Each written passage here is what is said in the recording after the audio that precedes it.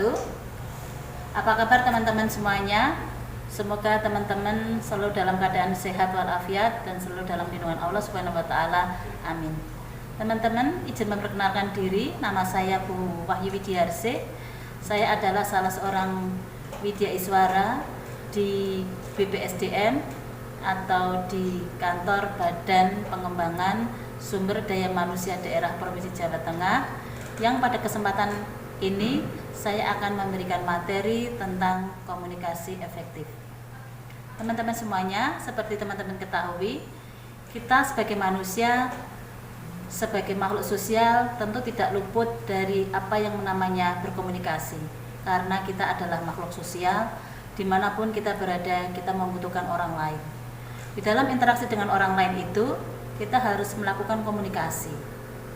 Jadi secara etimologi, komunikasi artinya adalah kesamaan makna. Jadi komunikasi itu dapat berlangsung apabila terjadi kesamaan makna antara penyampai dengan penerima makna. Jadi manusia merupakan makhluk sosial yang hidup secara individu, kelompok, organisasi. Untuk itulah menyebabkan manusia membutuhkan komunikasi. Kita sebagai seorang PNS, tentu kita berinteraksi dengan teman-teman PNS yang lain. Kita menggunakan komunikasi di dalam berinteraksi sehari-hari dengan pimpinan, di dalam suatu forum, suatu organisasi. Komunikasi yang efektif sangat dibutuhkan. Dalam sebuah karyanya, Lasbel tahun 1960 menyampaikan The Structure and the Function of Communication in Society. Itu adalah buku yang beliau buat tahun 1960, yang disampaikan ada di situ bermakna who say what in which communication with what effect. Ada 5 hal yang penting di dalam komunikasi agar efektif dapat berlangsung. Yang pertama adalah komunikator. Komunikator itu siapa? Komunikator adalah orang yang menyampaikan komunikasi. Sebagai penyampai, dia harus memiliki hal-hal yang perlu disampaikan, mempunyai makna yang harus disampaikan, mempunyai tujuan apa yang ingin dia sampaikan. Kemudian komunikator harus mempunyai kiat-kiat atau trik-trik bagaimana komunikasi itu dapat efektif dilaksanakan. Kepada siapa komunikasi itu dilaksanakan? Seperti contoh misalnya, Anda adalah seorang PNS, ya, kemudian harus dibedakan antara komunikasi dengan sesama PNS dengan pimpinan misalnya, baik bahasanya, baik gestur tubuh panjenengan, baik kata-kata yang dipilih, sehingga kita harus melihat kepada siapa kita melakukan komunikasi. Itu yang pertama. Yang kedua adalah pesan atau makna. Pesan atau makna adalah sesuatu yang disampaikan oleh komunikator kepada komunikan. Ya, pesan itu sesuatu yang abstrak, ya, dirubah menjadi sesuatu yang konkret dengan suara, dengan gerak, dengan bahasa verbal ataupun nonverbal. Dari pesan ini, makna ini disampaikan dengan alat yang namanya media. Itu yang ketiganya. Media yaitu alat yang digunakan untuk memindahkan sumber kepada penerima. Media itu bisa berupa media elektronik atau media-media yang lain, seperti media tulis, seperti surat kabar, seperti majalah, dan lain-lain. Yang keempat adalah penerima pesan atau komunikan. Di dalam hal ini bisa disampaikan komunikasi bisa berlangsung dengan efektif apabila penerima ini memahami apa yang disampaikan oleh komunikator. Ya. Yang kelima adalah efek atau dampak. Dampak ini sangat penting. Komunikasi bisa dikatakan efektif manakala efek ini memiliki dampak atau dampak ini adalah sesuatu yang positif.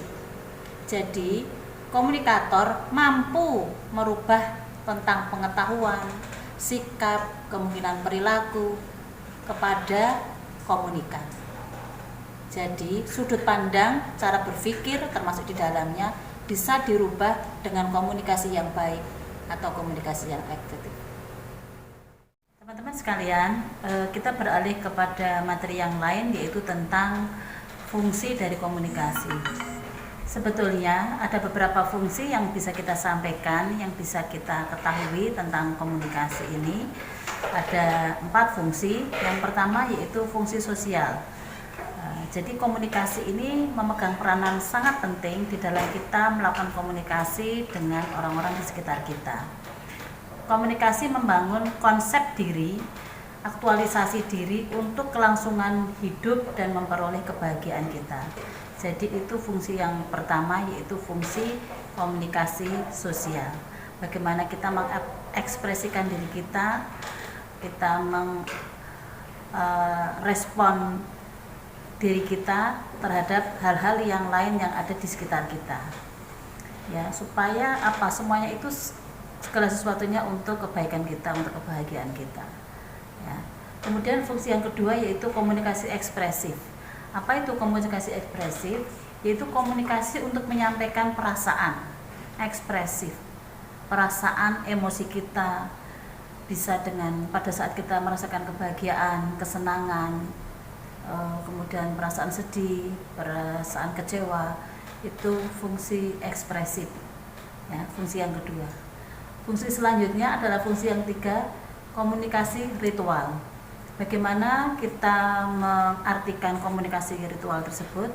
Komunikasi ritual adalah komunikasi yang terkait dengan kaidah-kaidah ritual atau keagamaan atau nilai-nilai ibadah.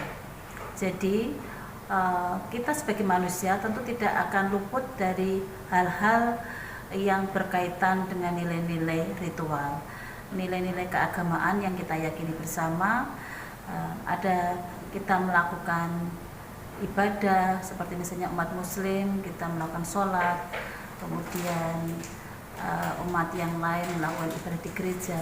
Ada komunikasi ritual, itu fungsi yang ketiga. Kemudian fungsi yang keempat yaitu komunikasi instrumental, yaitu yang bertujuan untuk menginformasikan, ya, memberikan informasi kepada orang lain, kemudian mengajar atau mengajak, kemudian mendorong artinya untuk merubah sikap, ya, merubah sikap. Bagaimana sikap yang tadinya sebelum mengetahui kurang baik, kemudian kita berikan komunikasi, kita berikan arahan menjadi bersikap baik, bersikap positif, ya. Kemudian menghibur, ada fungsi menghibur. Bagaimana kita memberikan komunikasi kepada orang lain yang sedang dirundung duka, mungkin ada perasaan sedih, kita berikan komunikasi, kita berikan edukasi. Tentu saja beda dengan komunikasi pada saat kita ibadah. Kemudian ada fungsi untuk mempengaruhi. Nah, semuanya ini ada tujuan-tujuan pribadi dan ada tujuan untuk tidak pribadi. Ada jangka pendek dan ada jangka panjang. Oke teman-teman semuanya, peserta Diklat Teknis Administrasi Dasar yang berbahagia, selanjutnya kita akan bahas tentang apa itu tujuan dari komunikasi. Teman-teman semuanya paham bahwa kita berkomunikasi dengan orang lain tentu memiliki tujuan. Nah, tujuan itu antara lain bisa kita kelompokkan menjadi 4 tujuan besar, ya. Yang pertama yaitu tentang satu perubahan sikap.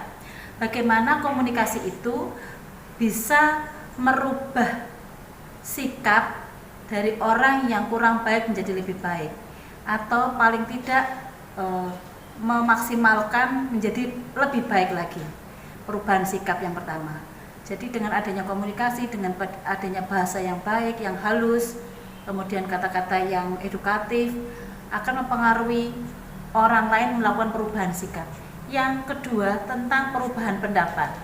Jadi komunikasi yang efektif bisa dilakukan dengan tujuan untuk merubah pendapat seseorang dari pendapat yang tidak baik menjadi perubahan pendapat yang baik, dari pendapat yang salah, pengertian salah menjadi pendapat yang benar.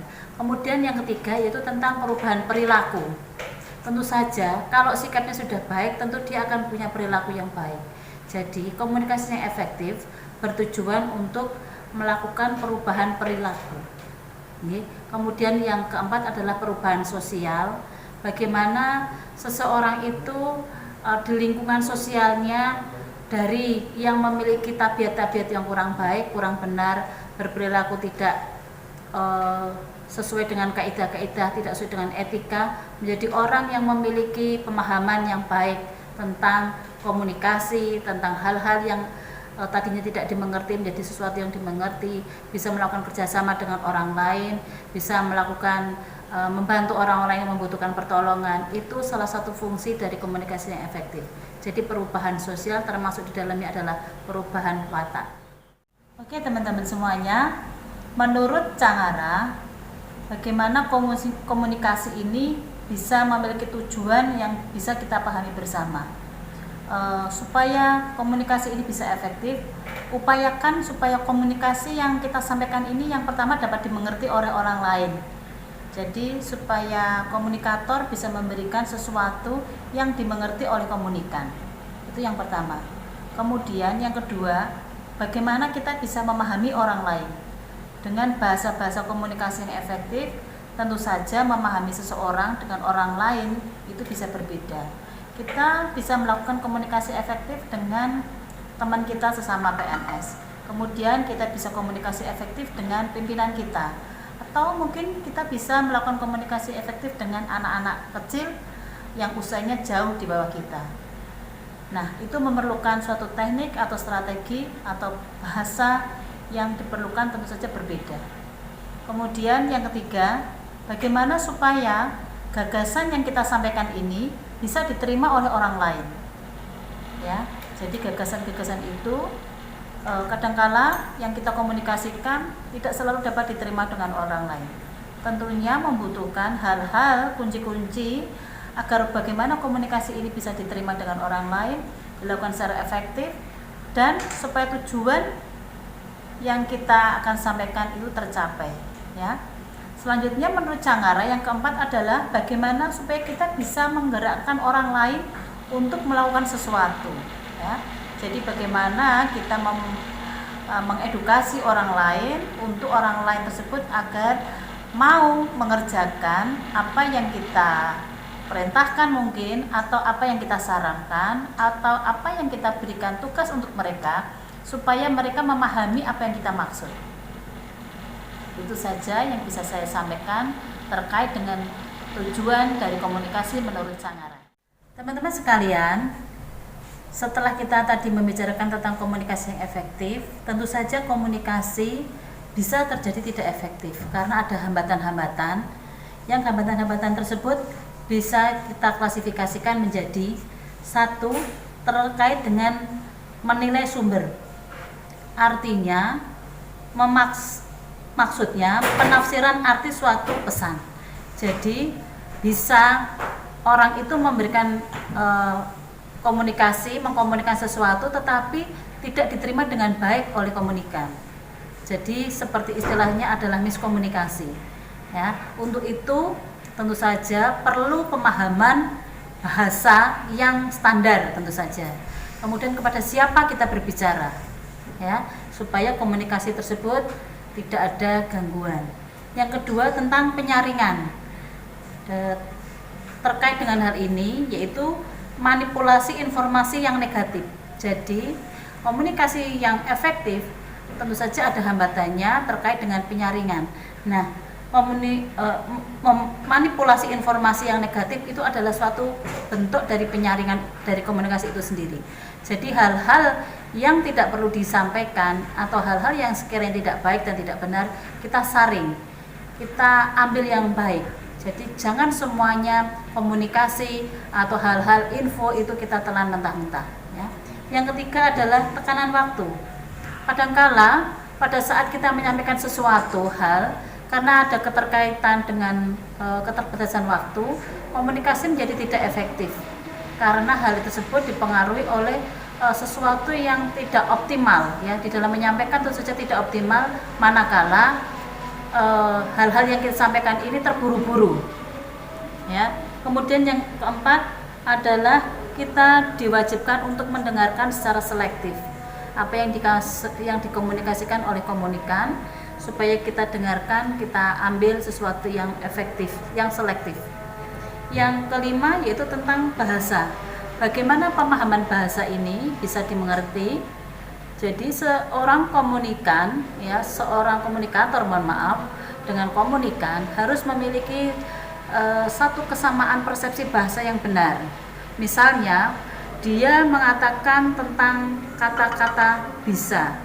Bisa itu yang dimaksud bisa artinya dapat atau bisa dari ular. Jadi harus ada persamaan arti dari bahasa tersebut. Komunikasikan dengan baik, tanyakan manakala hal-hal tersebut tidak dipahami dan tidak dimengerti.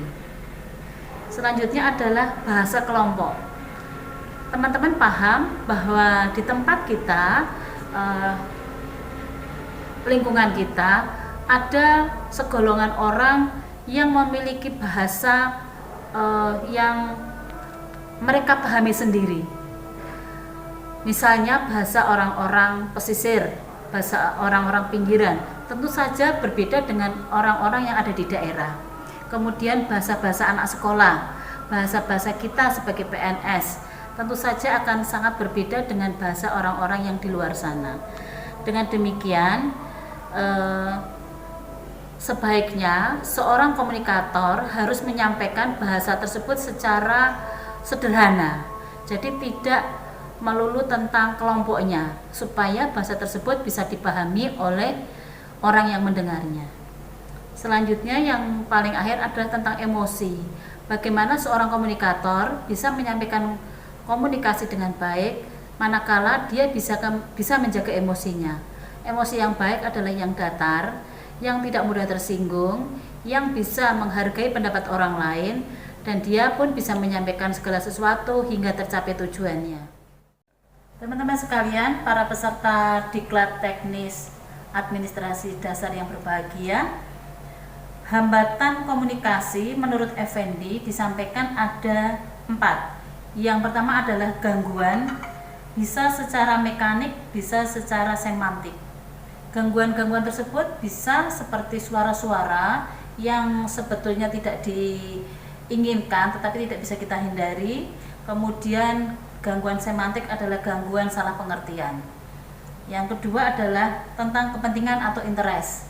Jadi membuat orang untuk selektif di dalam menanggapi di dalam komunikasi, ya. Yang ketiga adalah motivasi. Semakin sesuai dengan komunikasi, dengan motivasi maksud saya, komunikasi akan semakin lancar. Yang keempat adalah prasangka. Jauhkan prasangka-prasangka buruk yang tidak baik sehingga mengganggu komunikasi. Sehingga apa yang dapat kita sampaikan efektif diterima oleh para komunikan. Sekian apa yang dapat kami sampaikan, semoga bermanfaat. Terima kasih. Assalamualaikum warahmatullahi wabarakatuh.